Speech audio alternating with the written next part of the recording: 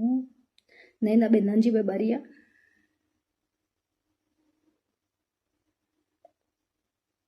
વાત કરવી છે મારે એક ષડયંત્રની કે રીમા ઝાલા દ્વારા મારી ઉપર 5 ગુના નોંધવામાં આવ્યા છે કે જેમાં મારો 1% કે એક પણ ગુનામાં રોલ નહોતો. વાત કરીએ એટ્રોસિટીના આરોપી કે જે મારા દાદાના દીકરા થાય અનિલભાઈ અને મુકેશભાઈ, એના અજાણ્યા 2 ભાણિયા એ રીતે ફરિયાદ નોંધાણી હતી એટ્રોસિટીની. એમાં મારા દાદાના દીકરાએ કે જે એટ્રોસિટીના આરોપી છે એણે 3/10/2025 રોજ પિટિશન દાખલ કરેલી અને આરોપીના નામ સામેથી જાહેર કરેલા. અક્ષય અને ચિરાગના નામ, અજાણ્યા જે 2 ભાણિયા હતા એના અક્ષય અને ચિરાગના 2 નામ જાહેર કરેલા. પછી પાર્થને 4 વાર નિવેદન લઈ જવા દેવામાં આવ્યો. પાર્થ જો આરોપી હોત તો એને તરત અટક કરી લેવો હતો ને, છતાં એને અટક કર્યો નહીં. 4 નિવેદન લઈ એને જવા દેવામાં આવ્યા. મારા દાદાના દીકરાએ 3/10 પિટિશન દાખલ કરી, એમાં આરોપીના નામ જાહેર કરી દીધા, છતાં 12/11 રોજ પાર્થને અમારા ઘરેથી પકડીને આરોપી બનાવે છે. બનાવે એવો આખો છે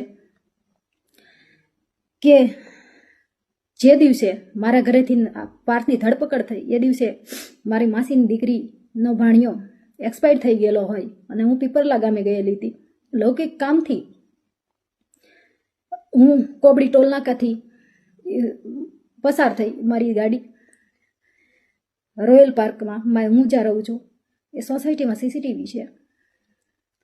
પાર્થ અને ઉષા હું ઘરે પહોંચી એના 30 મિનિટમાં મારા ઘરે આવે છે, 15 મિનિટમાં ઘરે આવે છે. હું 30 મિનિટ જ થઈ હતી પહોંચી અને ઘરે. પાછળ તરત પેરોલ ફરલો સ્કોડ આવે છે. મને કે તમારા ઘરની ઝડપી કરવી છે. ઘરની ઝડપી દરમિયાન એ લોકોએ ગેટવેથી જ વિડીયો સ્ટાર્ટ કરી દીધો હતો ઉતારવાનો મારા ઘરનો. મને કે મેં કીધું જી સાહેબ મેં કરી લો ઘરની ઝડપી. પાર્થને મેં એને સોંપી દીધેલ. પછી મને કે તમારો મોબાઈલ લાવો, મોબાઈલ આપી દીધો. પછી મને કે હાલો તમે. એટલે મેં કીધું સાહેબ, મેં કીધું હું આરોપી થોડી છું. મેં કીધું હું આવું છું સાહેબ, મેં મારા ઘરે મરણ થઈ ગયું છે, હજી હું પહોંચી જ છું અને મેં તમે પહોંચો ત્યાં હું આવું છું. તો નહીં અત્યારે ને અત્યારે કે અત્યારે જ આવો એમ આ જ હાલતમાં. ત્યારે મેં પ્લાઝો પહેરેલો, નાઇટ ડ્રેસમાં હતી. એટલે મેં કીધું તો સાહેબ 2 મિનિટ ઊભા રહ્યો, હું આવું છું. એની માથે મારી માથે ફરજ રૂકાવટનો ગુનો દાખલ કરી દીધો. હવે વાત એ રહી મારા ઘરેથી બોટલ દર્શાવી. મારા ઘરમાં એન્ટર થયા ત્યારથી વિડીયોગ્રાફી એ લોકોએ શરૂ કરી હતી. તો મારા ઘરેથી બોટલ મળી એનો વિડીયોગ્રાફી એમાં હશે. હું કહું છું સાહેબને રિક્વેસ્ટ કરું છું કે વિડીયોગ્રાફી બહાર વાયરલ કરે. મારા ઘરેથી જો વસ્તુ મળી તો એની વિડીયોગ્રાફી મને આપે, વાયરલ કરે મતલબ. અને મારા ઘરેથી બોટલ મળી, મારા કબજામાંથી બોટલ મળી, તો પાર્થ અને ઉષા આરોપી કેમ બને? એક બોટલમાં 3 આરોપીના નામ નાખવા, જેના કબજાનો હોય એની માથે હોય. પાર્થ ને ઉષાને શું છે? મારા ઘરેથી બોટલ મળી જ નથી. મારા ઘરેથી બોટલ મળી તો વિડીયોગ્રાફીમાં કેમ નહીં? એને વિડીયોગ્રાફી સાથેનું પંચનામું કર્યું છે. એટ્રોસિટી, ફરજ રૂકાવટ અને બોટલ. મને 15 તારીખે ખબર પડી કે મારી માથે ગુનો દાખલ થવાનો છે. એટ્રોસિટીમાં મને આરોપી બનાવવાની છે અને મારી જેલ એન્ટ્રી છે, જેના કારણે 15 તારીખે હું ફરાર થઈ ગયેલી. મેં આગોતરા જામીન મૂકેલા. હું મુંબઈથી મતલબ અમદાવાદ આવતી હતી. એ દરમિયાન મુંબઈ અને સુરતના ટોલનાકા વચ્ચે પીઆઈ જેબલિયા સાહેબ અને સ્ટાફ સાથે ઊભા રહી ગયા. હું અલ્ટિકા કારમાં આવતી હતી. મારી સાથે 2 બ્રાહ્મણ ભાઈઓ હતા. ટોલ નાકે પહોંચતા એ લોકોને ઉતારી નાખે છે પીઆઈ જેબલિયા સાહેબ. હું પાછળની સીટમાં સૂતી હતી, આ બે ભાઈઓ આગળ હતા, એટલે એને ઉતારી નાખે છે, જેનો મને ખ્યાલ હોતો નથી. પાછળની સીટમાં મારી બાજુમાં, એક્ઝેક્ટ મારી બાજુમાં પીઆઈ જેબલિયા સાહેબ આવીને બેસી જાય છે. આગળ એક કોન્સ્ટેબલ ભાઈ ડ્રાઇવિંગ કરે છે ગાડીની. પછી 50 થી 55 કિલોમીટર જેટલું હાલી જાય છે. ત્યારે મારી આંખ ખુલે છે તો જોયું તો મારી બાજુમાં જેબલિયા સાહેબ, આગળ જોયું તો ડ્રાઈવર ભાઈ બદલાઈ ગયા હતા ઓલા લોકો. પછી મેં પાછળ જોયું તો પાછળની નંબર પ્લેટ વગરની ગાડીમાં, ક્રેટા ગાડીમાં મારી હારે જે બે ભાઈઓ બ્રાહ્મણ હતા એ ક્રેટામાં હતા.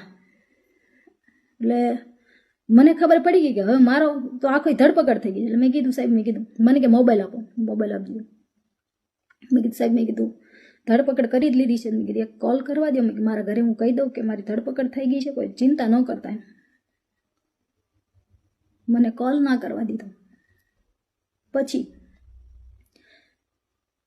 કાંઈ વાંધો નહીં, મેં કીધું, મેં કે સાહેબ, મેં રિક્વેસ્ટ કરી કે સાહેબ હું કોઈ ટેરરિસ્ટ નથી, હું આતંકવાદી નથી કે તમારે યાર આટલી બધી મિસબિહેવ કરો છો. તોય મને કે નહીં, કે ઉપરથી કે ના છે, કે હું તમને કોલ નહીં કરવા દઉં. કાંઈ વાંધો નહીં. પછી મેં કીધું સાહેબ વોશરૂમ જવું છે. મેં 10 થી 12 વખત એમ કીધું સાહેબ મારે વોશરૂમ જવું છે. મને કોઈ જવાબ નહીં આપવા મળ્યો. 350 કિલોમીટર સુધી પાણી તો નહીં પણ વોશરૂમ સુદ્ધા મને નથી જવા દેવામાં આવી. એટલે મેં પછી એમ કીધું, મેં કીધું સાહેબ તમે આ રીતે મારી ધરપકડ ના કરી શકો. તમે મારું ધરપકડ નથી કરી, તમે મારું કિડનેપિંગ કર્યું છે. મહિલા પોલીસ કર્મચારી નહોતી. મેં હું આ બધું કોર્ટમાં કહીશ કે મારી યારે આવું તમે કર્યું છે. તમે મહિલા પોલીસ કર્મચારી વગર કર્યું છે ધરપકડ, અને નંબર પ્લેટ વગરની ગાડીથી કર્યું છે. અને ત્યારે મેં જોયું તો સૂર્યોદય નહોતો થયો, અંધારામાં ધરપકડ મારી કરી છે. કાંઈ વાંધો નહીં. પછી મને ભાવનગર થોડીક વાર હોય છે, 30-40 કિલોમીટરની વાર હોય છે. એટલે મહિલા પીએસઆઈ આવે છે અને મને એ ગાડીમાં, પોલીસની ગાડીમાં મને ટ્રાન્સફર કરે છે. કાંઈ વાંધો નહીં. પછી હું ને આ SC/ST સેલ મારી અટકાયત બતાવી દે છે તરત, ત્યાં બધું તૈયાર જ હતું. પછી મારી જેલ એન્ટ્રી 24/11ના રોજ જેલ એન્ટ્રી થાય છે. 3 ગુના ઓલરેડી નોંધાઈ ગયા: એટ્રોસિટી મદદગારી, પ્રોહિબિશન 1 બોટલમાં, અને ફરજ રૂકાવટમાં 3 જેલ એન્ટ્રી થઈ છે. એટલે મારો જે સામાન, હું ફરાર હતી એ દરમિયાન સામાન સીધો જેલમાં જાય છે. જેલમાં સરખી ઝડપી ન હોવાથી મારું સિમ ભૂલથી એ લોકોથી મારી બેગમાં રહી જાય છે. એટલે ઝડપી આવે છે અને મારી પાસેથી 1 સિમ કાર્ડ મળી આવે છે. અને જે મારી જેલ એન્ટ્રી 24/11/2025 થી 12/12 સુધી, 12/12/25 ના રોજ સુધી ક્યારેય એક્ટિવેશન કે બિન અધિકૃત એનો ઉપયોગ કરવામાં આવેલ નહોતો. કે મને એ સમય દરમિયાન મારી એક પણ ચીજ જેલમાં આવવા દેવામાં આવી નહોતી, કે મારે કે સિવિલ આવેલી નહોતી, કે મારે કોઈ મુદત આવેલી નહોતી. તો એ સિમમાં મને આરોપી બનાવી દે છે અને એની 4થો ગુનો દાખલ કરી દે છે. જેલ અધિક્ષક સાહેબ કહે છે કે એની બેનનો એક્ટિવેશન ટાઈમ જોવે છે તો પહેલાંનો આવે છે, મારી જેલ એન્ટ્રી પહેલાંનો આવે છે. એટલે સાહેબ કહે છે કે અમારે ગુનો દાખલ કરવો નથી. રીમા ઝાલા કે ડીવાયએસપી પરાણે ગુનો દાખલ કરાવે છે અને 4થો ગુનો મારી પર દાખલ કરાવી દે છે. અને પછી મને જામીન મળે છે ભાવનગર પ્રતિબંધના. પહેલા મહુવા ઓર્ડર કર્યો, પછી દાહોદ કર્યો, અને મારે ભાવનગર પ્રતિબંધ હતો. તો હવે વાત એ રહી, આ સિંગલ મધર તરીકે મારી ફરજ હોય, મારી જવાબદારી હોય, મારે 9 વર્ષનું બાળક હોય, અને આજ 3 મહિનાથી મારો બાળક સ્કૂલે ના ગયું હોય, મારું ઘર રીમા ઝાલા દ્વારા તદ્દન ખોટા ગુના દાખલ કરીને વેર વિખેર કરી નાખવામાં આવ્યું હોય, છતાં આજ 5મો ગુનો મારી માથે દાખલ કરી દેવામાં આવે છે. રીમા ઝાલાને જ્યારે હું મળવા ગઈ ને, મને પહેલી વાર જ્યારે બનાવ બન્યો ને ત્યારે પહેલી વાર મળવા ગઈ ને ત્યારે જ કીધું હતું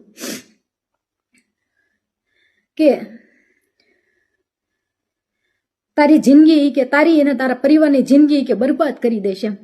તમે કે તમારી હાથ પેઢીમાં કે ક્યારે આવું નહીં જોયું હોય, તમારી જિંદગી કે બરબાદ કરી દેશે, એમ તમને જીવન લાયક નહીં રહેવા દેવાનું. ખરેખર રીમા ઝાલાએ એ વસ્તુ કરી. એસીબીમાં ફૂલ ટ્રાય કરી લીધી, જીએસટીમાં ફૂલ ટ્રાય કરી લીધી, મારા તમામ ગ્રુપમાં કોઈ માણસને બાકી નથી મૂક્યો. રીમા ઝાલાએ તમામ માણસોને ફોન કરીને બધાને બોલાવ્યા કે નૈના વિરુદ્ધ તમે ગુનો દાખલ કરો. એ માણસો પાછા મને કહે છે, મારી પાસે એના પુરાવાઓ છે, રીમા ઝાલા એમ કહે છે તમને એસપી સાહેબ દ્વારા સંપૂર્ણ મદદ મળી રહેશે, તમને આઈજી સાહેબ દ્વારા તમામ મદદ મળી રહેશે, એવું રીમા ઝાલા કહે છે. તમે ક્યાંય બિંદાસ, તમે ક્યાંય ડરોમાં, હું તમારી હારે છું, તમે નૈના વિરુદ્ધ ગુનો દાખલ કરો. એટલે હું એ કહેવા માંગુ છું કે મેં કોનું ખરાબ કર્યું છે, કે મારો કોણ દુશ્મન છે, કે આટલી હદે હું કામ મને આટલી ટોર્ચર કરે છે, આજ મને મરવા મજબૂર કરી દીધી છે. મારું ઘર વેર વિખેર કરી નાખ્યું છે. 5 ગુના છતાંય હજી એવું નથી કે મારી ઉપર 6ઠો ગુનો દાખલ નહીં કરે. એને 5 ગુના કરી નાખ્યા, હવે પાસામાં ઠોકાઈ જાઓ. મારું ઘર તો ઓલરેડી એને વેર વિખેર કરી નાખ્યું. મારું બાળક ભાવનગર જે 9 વર્ષનું છે, જેને ભત્રીજો રાખે છે, બેનની ભાણકી રાખે છે, ઘર તો આખું વેર વિખેર કરી નાખ્યું. મારું બાળક 3 મહિનાથી સ્કૂલે નથી ગયું, મારો દાહક ખાતે ઓર્ડર કરી નાખ્યો, મારા બાળકને હું મળી નથી શકતી. છતાં રીમા ઝાલાએ કુંદનને 5મો ગુનો મને દાખલ કરાવ્યો. કુંદનને સામેથી 30/12 SC/ST સેલે મતલબ મહુવા ખાતે બોલાવે છે, એ 2 વોરંટ આપે છે